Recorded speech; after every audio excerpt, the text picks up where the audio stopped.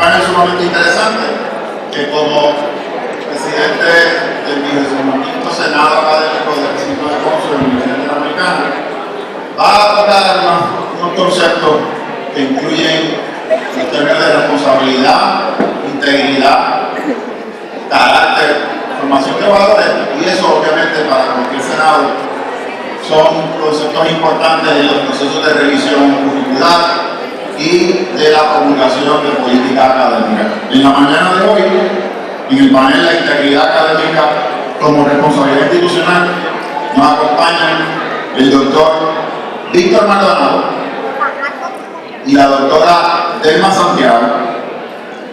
La segunda porción de este panel, que discutirá el modelo de la formación de carácter en la educación a distancia, nos acompaña el doctor Jorge Padilla. Vamos a pedirle que le demos el espacio a los tres panelistas para que puedan hacer su exposición y al final del panel pues, estarán abiertos a preguntas. En primer lugar, quiero presentar al doctor Víctor Maldonado Santiago, quien realizó estudios de escuela superior en el municipio de Villalba, posee un bachillerato en arte, en educación de la Universidad de Puerto Rico en Calle. Se certificó como maestro del sistema de maestros del Departamento de Educación, pero no más alta en su año. Además de eso, ha completado grados de maestría en educación y tiene también un doctorado en filosofía y letras del Centro de Estudios Avanzados de Puerto Rico y el Caribe, con una especialidad en literatura puertorriqueña y caribeña. Además de eso, se ha certificado en el programa de administración y supervisión educativa y al presente se desempeña como catedrático auxiliar del Departamento de Español, adscrito al Departamento Transdisciplinario de Educación a Distancia de la Universidad Interamericana de Ponce. Junto a él, en esa primera parte del panel, nos encontramos con la doctora Delma Santiago Méndez, que también tiene un bachillerato en educación de la Universidad de Puerto Rico en Calle y tiene una maestría en currículo de la Universidad de Puerto Rico, recinto de Río Piedras. Además, completó su doctorado en filosofía y letras en historias de la Universidad Interamericana, recinto metropolitano, y cuenta con varias certificaciones de educación y educación a distancia. También se desempeña como catedrática asociada de historia, adscrita al Departamento Transdisciplinario en Educación a Distancia, y al presente funge como la directora académica de estudios graduados y avanzados del recinto de Ponce, Universidad Interamericana. La segunda parte del panel, el doctor Jorge Padilla Miranda, quien es natural de Sabana Grande, casado con 2 hijos, es profesor que cursó bachillerato en artes en teología, pedagogía y ciencias sociales. Ostenta una maestría con especialización en educación y familia de la Universidad de Michigan y obtuvo un doctorado en filosofía en estudios teológicos con especialidad en filosofía de la educación.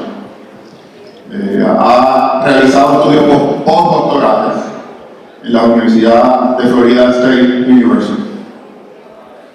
Al presente se desempeña como educador de estudios humanísticos y pedagógicos en los recintos de Guayama y Ponce desde el 2014 y ha tenido una destacada participación como presidente de la Asociación de los Exalumnos del Poli Inter. Así que con ustedes les dejo en primer orden al doctor Víctor Maldonado para que comience con la discusión de su tema, específicamente la integridad académica como responsabilidad institucional. Buenos días. Hago mío el saludo protocolar que ha expresado el doctor Torres. En esta mañana, como bien ha destacado nuestro colega, tocaremos en primera instancia el tema de la integridad como responsabilidad institucional. Tomado del libro Un curso de milagros del año 1988, se expresa la siguiente idea: la honestidad no se limita únicamente a lo que dices, El verdadero significado es congruencia. Nada de lo que dices está en contradicción con lo que piensas o haces. Ningún pensamiento se opone a otro. Ningún acto contradice tu palabra. Ninguna palabra está en desacuerdo con otra. Esta idea de 1988, ya un escritor puertorriqueño, Eugenio María de Hostos, la había expresado en su segundo prólogo en la peregrinación de Bayoán, cuando hablaba del hombre lógico. El hombre lógico es aquel congruente entre palabra y acción. Y si fuéramos un poquito más coloquial, pues Alejandro Sanz nos dice que cuando nadie nos ve, podemos ser o no ser. Este es el tema que hemos querido abordar en el día de hoy. ¿De dónde surge nuestra idea? Pues precisamente en uno de los cursos de la Vicepresidencia de Asuntos Académicos se nos habló sobre el tema de la integridad y entre los vídeos que incluía el mismo había una presentación del doctor Mario Núñez Molina de la Universidad de Puerto Rico en Mayagüez, y él explicaba que en muchas instancias el profesorado, nosotros como profesores, tenemos dos opciones para el proceso de trabajar con la integridad académica. Una opción que él denominó la opción punitiva, policíaca, que consiste en, vamos a dejar que el estudiante cometa el error y luego le aplicamos la sanción.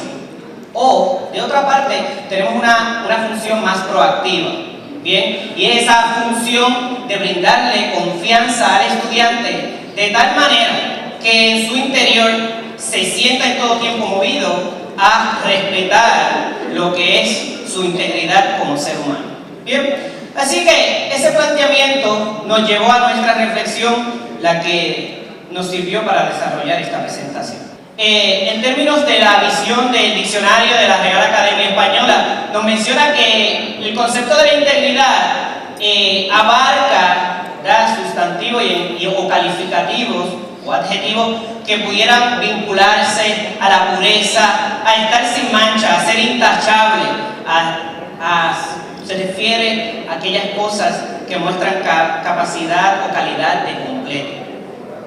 Ahora, en el ámbito de la educación a distancia, tenemos que pensar en lo que es el concepto de la integridad académica. Y el Centro Internacional para la Integridad Académica destaca que existen unos valores fundamentales para esto: la confianza, la honestidad, la justicia, responsabilidad, valentía, entre otros. Precisamente nos dice que toda institución que quiera o que trabaje con los conceptos de la integridad y los valores de la integridad académica debe apoyar en todo tiempo, es decir, esa concordancia y consonancia de la que hablamos en principio, debe mostrarse en todo tiempo a través del proceso académico. Precisamente los autores McCabe y Pavela en el 97 establecieron unos principios importantes para la integridad académica. Primero, las instituciones deben reconocer el valor y la importancia de la integridad académica en sus aulas. Debemos fomentar el compromiso con el aprendizaje. Declaremos como profesores que somos guías, que somos mentores y no solo aquellos carceleros que vamos a aplicar algún castigo cuando nuestros estudiantes cometan algún error. Ayuden a sus estudiantes a comprender cuál es el potencial del uso del Internet, que sí, que puede ser efectivo, maravilloso cuando lo aplicamos o lo utilizamos de manera correcta, pero el uso incorrecto pues también puede traer sanciones. Fomentemos la responsabilidad institucional y de los estudiantes con su integridad académica. Nada como la satisfacción del aprendizaje que te pertenece. También, aclara expectativas a sus estudiantes desde el principio. Plan de trabajo, prontuarios, entre otros.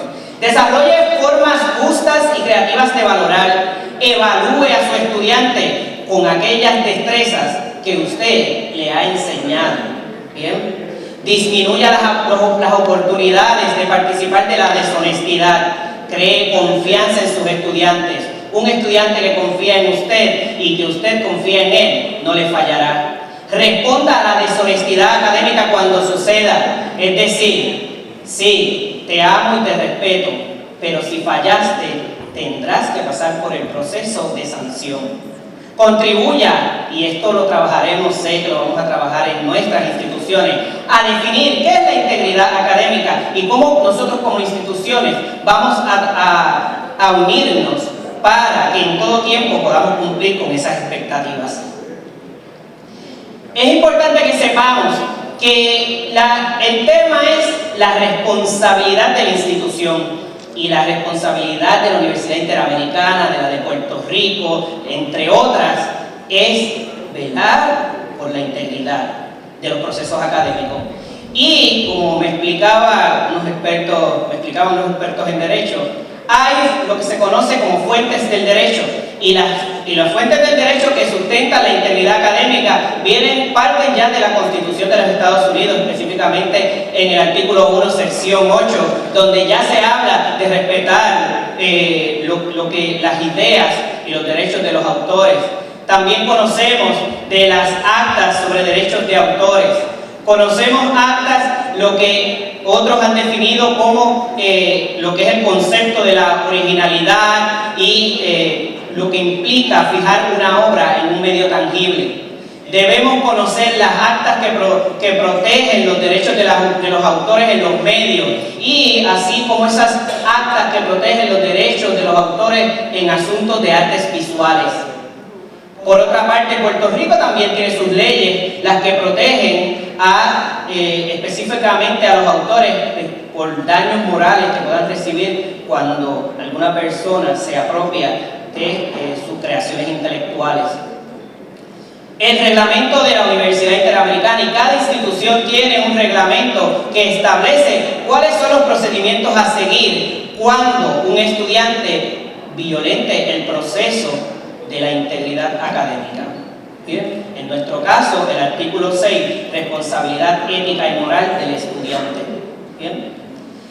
Ahora, en cuanto a las estadísticas, ¿verdad? Dice el profesor Núñez de la Universidad de Mayagüez, había explicado que el 80% de los estudiantes universitarios admiten haber cometido plagio, y que el 90% de los estudiantes creen que los plagiadores nunca pagan por lo que hacen.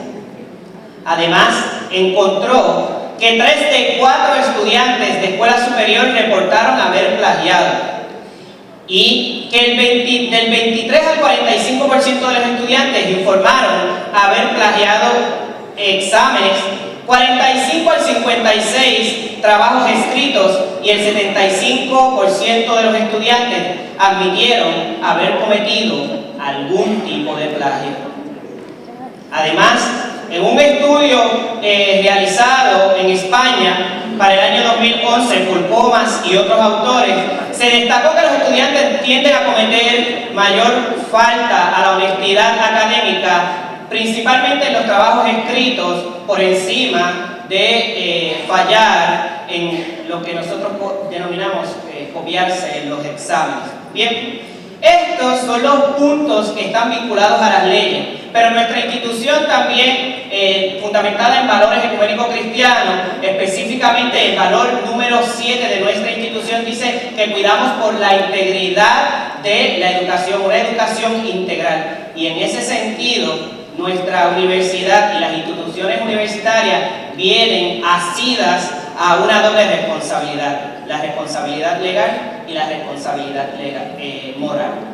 En este momento, ahora les dejo con la doctora Delma Santiago, quien tendrá a bien presentarles algunos aspectos que distintas instituciones universitarias, profesores, entre otros, han considerado como las mejores prácticas para evitar la deshonestidad académica.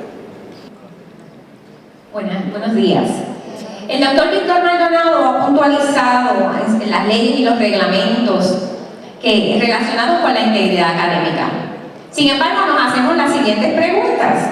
¿Cómo promovemos la integridad académica en nuestros entornos académicos, verdad? En nuestras universidades. ¿Cuáles son las mejores prácticas para prevenirlo? Vamos a verlo en dos dimensiones, la dimensión institucional y la dimensión de nosotros como docentes. Para prevenir la deshonestidad académica en nuestras instituciones utilizamos una serie de dispositivos y una serie de herramientas que los estudiantes conocen, ¿verdad? Que nosotros la tenemos. O sea, porque lo que hacemos es tratando de prevenir la deshonestidad.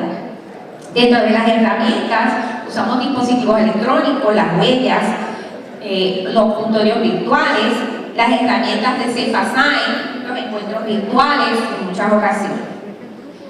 En otras universidades, como por ejemplo la Universidad Virtual del Sistema de Monterrey, cuenta con un código de ética dirigido a los alumnos. En este código se establecen las directrices que van a seguir los estudiantes en cuanto al comportamiento esperado. Es muy importante que le digamos a los estudiantes qué es lo que esperamos de ellos.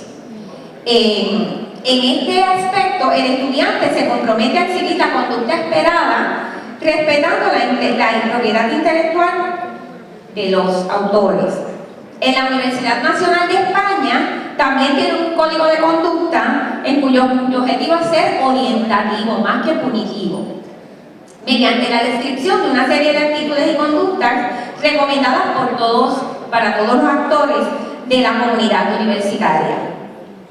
También en la Universidad de Australia, la Universidad de Brock, tienen una Academic Integrity Site. En él han confeccionado una serie de módulos que están disponibles para los estudiantes y para los docentes, de forma tal que el concepto de honestidad académica es ampliamente divulgado.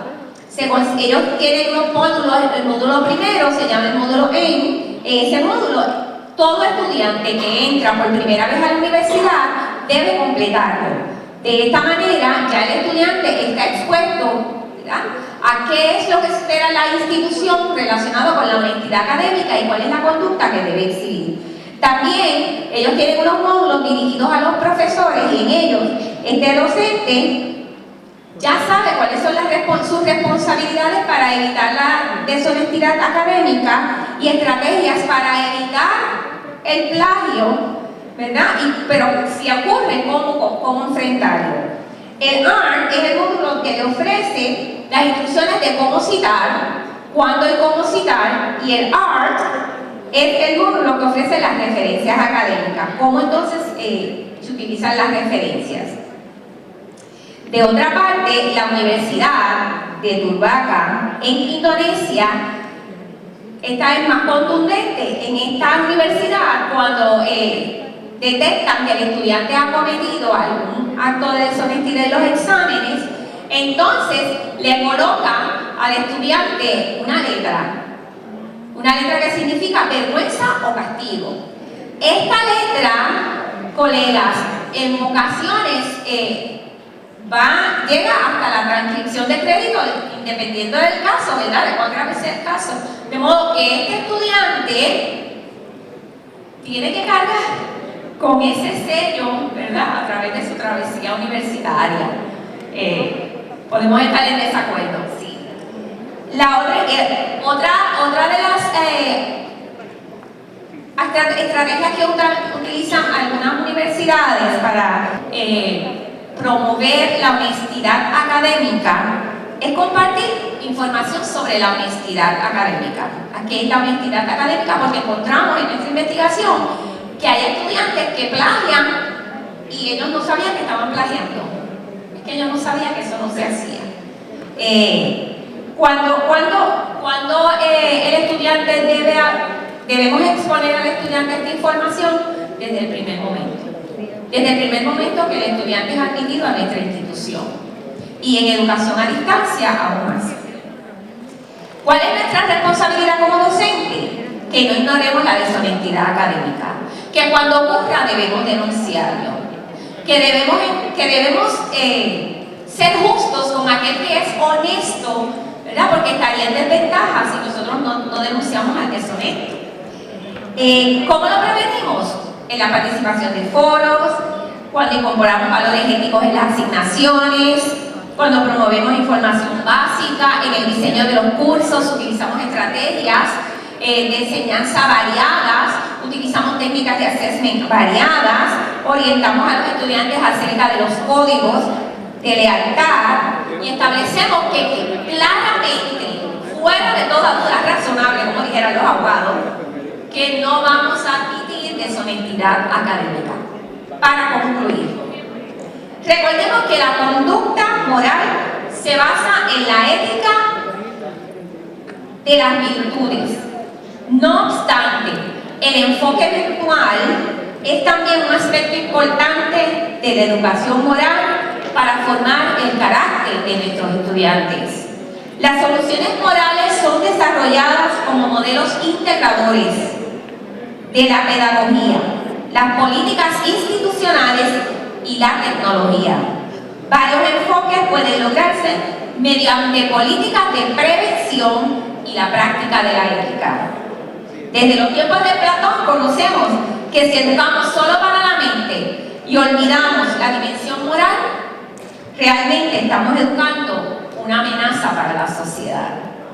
Así que nunca es lo poco, mejor es lo poco con justicia que la muchedumbre de frutos sin derecho. Proverbios 16:8. Ahora le dejo con el doctor Pami. Sí, muy buenos días para todas y todos. Nos unimos al saludo protocolar presentado por el maestro de ceremonias. Nuestra propuesta es el modelo para la formación del carácter. Nuestra propuesta se titula en esta mañana el modelo para la formación del carácter y su pertinencia para la educación a distancia. Nos encaminamos a evaluar la importancia de nosotros poder incluir las fortalezas del carácter en la planificación y en el proceso de enseñanza-aprendizaje en los cursos presenciales, pero también de una forma muy específica en los cursos en línea. La atención que nosotros llevamos en esta propuesta conlleva integrar el desarrollo intelectual y emocional, espiritual del ser humano, para que así nos podamos nosotros permitir en nuestras vidas que seamos seres que podamos aprender, disfrutar, ser alegres, generosos, asertivos, solidarios y optimistas. Esta propuesta se basa en algunas preguntas que vamos a desarrollar en esta mañana, y una de esas preguntas es la siguiente: ¿es nuestra educación superior una que se identifica con el progreso social y ético en todas sus dimensiones? ¿Cuál es la pertinencia de este modelo para la formación del carácter en los cursos en línea a la luz de la internacionalización de la educación superior? Seligman y Peterson se dedican, estamos aquí en objetivos,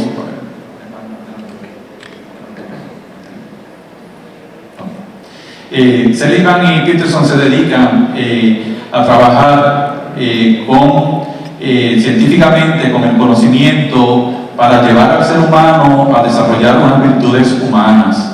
Y conforme a estas preguntas que nosotros vamos a desarrollar y esperamos analizar en esta mañana, tenemos unos objetivos muy importantes, y es que nosotros, al culminar este panel que estamos desarrollando, que cada uno de nosotros podrá identificar algunos, sin ningún problema, algunos de los valores que se pueden integrar con intencionalidad en los cursos de educación a distancia, a la vez que podemos analizar algunas estrategias didácticas que se puedan incluir y facilitar para la formación del carácter en los cursos en línea.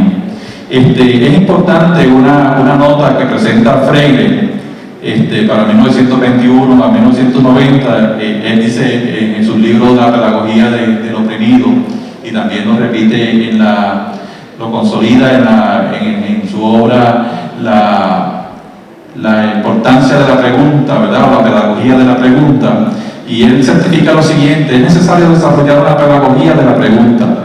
Y certifica y afirma: siempre estamos escuchando que los alumnos nos hacen una pregunta, pero los profesores muchas veces no contestamos la pregunta que los estudiantes nos han hecho. Desde este punto de vista, nosotros podemos señalar que es importante que en los procesos educativos podamos aquilatar, consolidar los pensamientos y los conocimientos y las vivencias de cada educando para la formación del carácter. Por ejemplo, Peterson, como teórico de las ciencias sociales y de la psicología positiva, que es la base que ellos utilizan para transformar al mundo, establecen unas herramientas conceptuales y también empíricas para el estudio de lo que es la formación del carácter.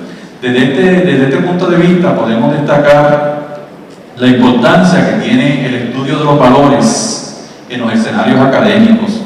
Escenarios académicos que promueven las experiencias que sean fructíferas y los rasgos de carácter, por cierto, que sean positivos. Entre estos rasgos de carácter que presentan Seligman y Peterson en esta propuesta, podemos destacar lo que es la asertividad, la objetividad, la integridad, que mencionó nuestro compañero y nuestra compañera aquí, la integridad académica, la equidad, la bondad y un valor muy importante es la lealtad. A tales efectos, estos teóricos de las ciencias sociales, de la psicología positiva, destacan la importancia que tiene el estudio de los valores en los escenarios académicos. Un breve trasfondo que nosotros vamos a presentar en esta mañana como la plataforma filosófica de los valores. Más bien Seligman y Peterson se destacan y se dirigen a la historia antigua. Y como mencionaron nuestros compañeros, son valores tanto ecuménicos como interreligiosos, o sea que llegan a todos los aspectos del ser humano para que el estudiante, el educando se sienta libre, porque la educación es libertad, como menciona Freire, ¿verdad? Y ellos se dirigen, tanto Seligman como Peterson, se dirigen a aquella experiencia que nosotros hablamos con los estudiantes en los salones de clase, ¿verdad? Del STAT, para que no se olviden, primero era Sócrates, Platón y Aristóteles. Pues ellos destacan lo que es los valores, lo que es la importancia, pero de una manera muy científica y también podemos decir intencional, destacan lo que es la importancia de la formación del carácter. Desde este punto de vista, nosotros podemos afirmar que la filosofía de la educación de los valores se manifiesta o se manifestó a través de 3 universidades importantísimas en los Estados Unidos y también en Puerto Rico, ¿verdad? Por ejemplo, Harvard, Princeton y Yale. En Puerto Rico, pues podemos nosotros destacar a nuestro maestro de América, don Eugenio María de Hostos, en las obras completas de Hostos, ¿verdad? Y moral social, donde tiene un currículo y una enseñanza de lo que significa la educación y la formación del carácter. Podemos mencionar que la educación y la formación del carácter involucra y amplía de una forma maravillosa lo que podemos incluir como lo que son los valores. Freire, en la pedagogía del oprimido, ¿verdad? Fue uno de los mayores y más significativos educadores del siglo XX, con el diálogo, con la enseñanza, la pedagogía del diálogo entre estudiantes y los profesores. Sus ideas fueron ideas democráticas para todo el mundo. Fue un hombre, un educador que destacó lo que era la pedagogía del oprimido, porque la libertad, la educación es libertad. Y como mencionaron esta mañana, una biblioteca le provee al ser humano la apertura para que pueda ampliar sus conocimientos y ser un ser humano libre. También John Dewey, que nosotros lo comprendemos en su obra de la educación y la pedagogía, la democracia y la educación, Lawrence Corber con la psicología del desarrollo moral. Podemos mencionar también que algo muy significativo de las virtudes y la formación del carácter, donde nosotros entramos en el aspecto de lo que son virtudes, y podemos señalar que una virtud es una característica, es una cualidad que nos dirige a nosotros los seres humanos a ser mejores personas, a mirarnos no solamente lo exterior, sino lo más profundo del corazón, para que el ser humano demuestre lo que tiene en la mente y pueda desarrollar esos valores, como son las virtudes cardinales, la templanza, el valor, la sabiduría, ¿verdad? Y la justicia, que son las virtudes teologales y también las cardinales. Cuando hablamos de carácter, ya estamos entrando aquí en el aspecto de la sabiduría y del conocimiento, la primera virtud, y las 24 fortalezas de carácter que mencionan y señalan tanto Seligman como Peterson. Carácter es de la autonomía, se deriva de un término griego que quiere decir carácter, que significa algo grabado, algo distintivo, algo peculiar, un símbolo o una característica muy peculiar de cada ser humano que nos hace diferentes a los demás, y eso pues, es muy importante. Cuando hablamos de carácter moral, nos referimos a la totalidad integrada de los rasgos y las disposiciones éticas del ser humano, y es la forma como nosotros podemos responder a las situaciones difíciles como educadores, como padres, como familia, cómo podemos responder habitualmente a esa y cómo podemos enfrentarnos a los asuntos morales y a los dilemas éticos que señala Lawrence Corbett, ¿verdad? Cabe destacar que en el principio cristiano básico, pues presentamos lo que es la sabiduría como esa dimensión. Otro de los aspectos muy importantes es el valor, que es una cualidad muy importantísima para que el ser humano tenga la persistencia, la valentía, la complacencia y actos heroicos para poderse enfrentar a las situaciones difíciles de la vida y con entusiasmo. Ahí presentamos unos aspectos de lo que menciona la teología cristiana, ¿verdad? De los aspectos, lo que es la virtud, lo que es la fe, lo que es la esperanza y sobre todo lo que es la confraternización en el ser humano. Otro de los aspectos importantes que nosotros podemos mencionar es la humanidad. Lo que es el ser humano como educador, nuestros educandos, pues buscamos lo que es la inteligencia social, pero que esa inteligencia social debe de ir unida a lo que es la simpatía, lo que es la capacidad, y que el ser humano se sienta amado y a la vez se sienta ser amado para que sea mejor educando. Otro de los aspectos importantes y en la humanidad, pues podemos mencionar una educadora muy importante aquí en Puerto Rico, Sister Esolina Perrebla, que con su vocación y con su obra, pues podemos decir que se distingue lo que es esas características de la humanidad. La cuarta virtud que nosotros presentamos es la justicia y la moderación. Esto es como podemos decir cuando estamos destacando lo que es la compartida, podemos decir, es como un balance entre la justicia y la moderación, por eso lo ubicamos en el mismo lugar. Es como la custodia compartida de nuestros hijos, ¿verdad? Tanto con papá como con mamá.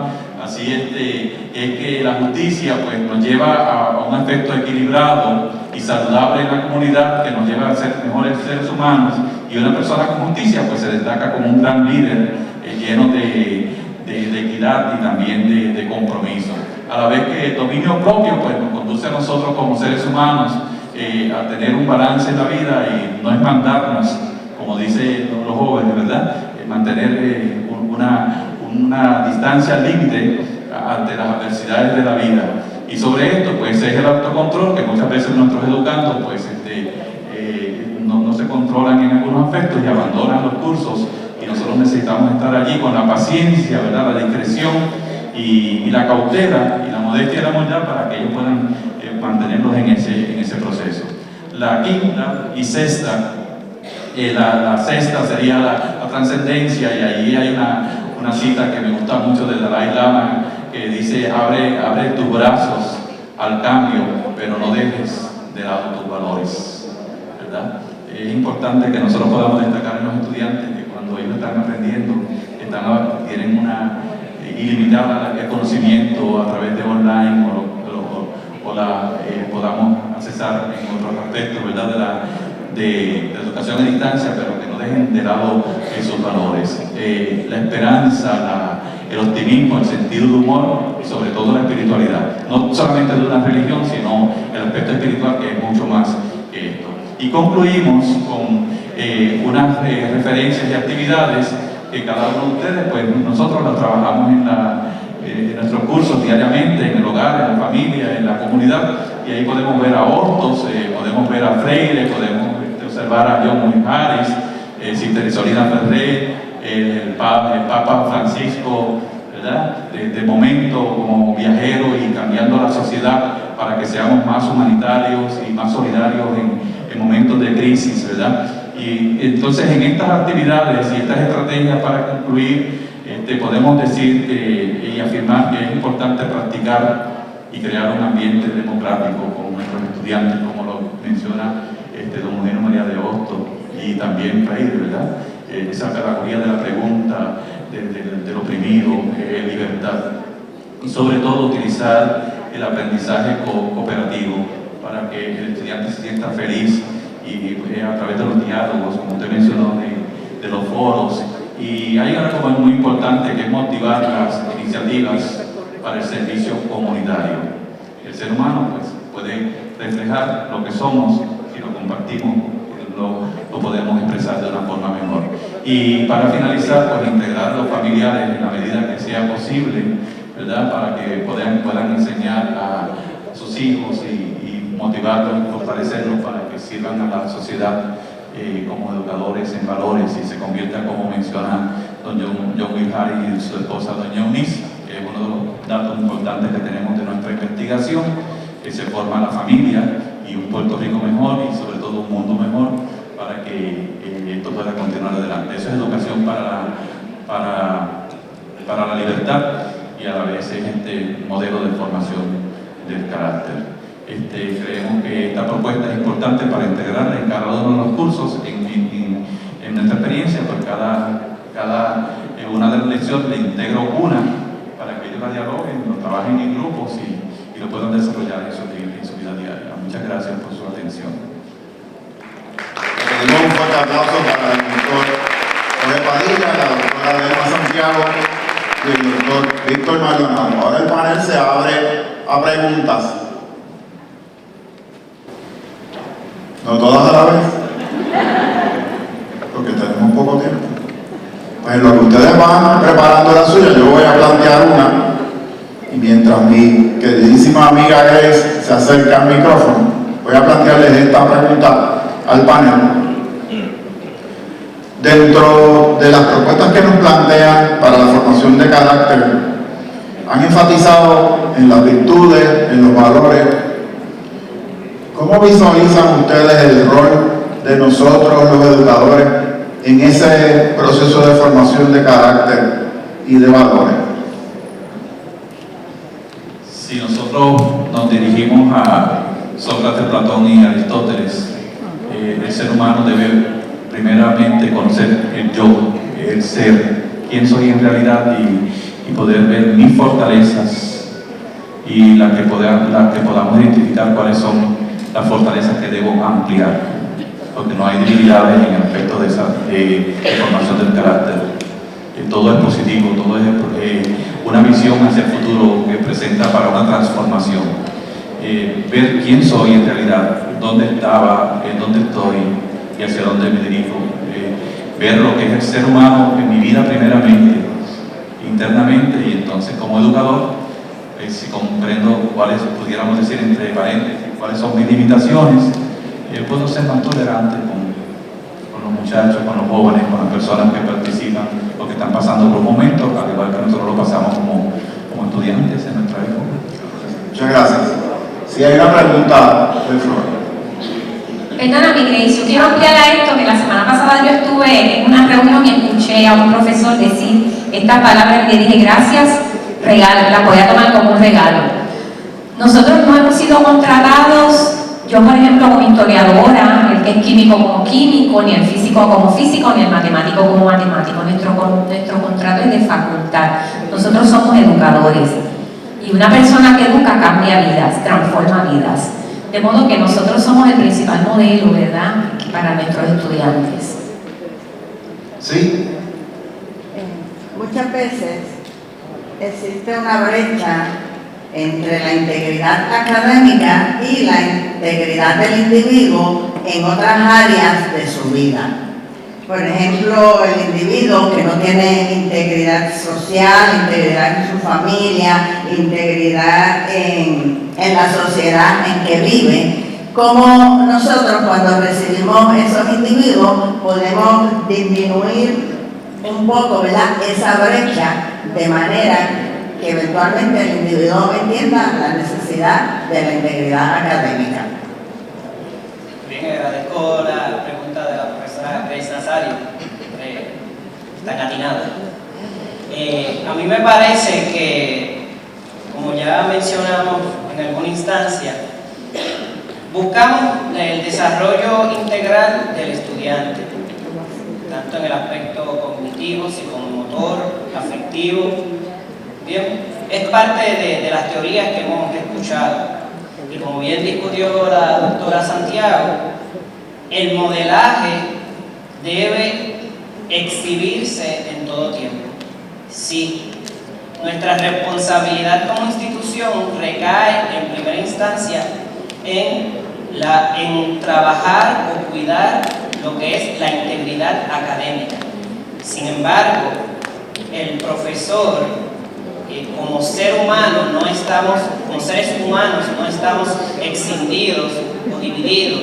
Por tanto, si cumplo con la integridad académica y exhibo las características apropiadas que como individuo en todo tiempo debo mostrar o modelar a los demás, esto también es una manera de transmitirles a nuestros estudiantes, ¿verdad?, que enfrente de uno o a espaldas de uno debe comportarse de la misma manera en todo tiempo. Y eso precisamente es el carácter. ¿Quiénes somos aún cuando nadie nos ama? En este momento le agradecemos a los miembros del panel su participación y aportación en la mañana de hoy y a ustedes obviamente por su asistencia a este panel. Les comparto que ellos van a estar disponibles durante la mañana para cualquier otra pregunta y le agradecemos definitivamente el privilegio de comparecer ante ustedes en la mañana de hoy. Muchas gracias y un fuerte aplauso nuevamente para ustedes.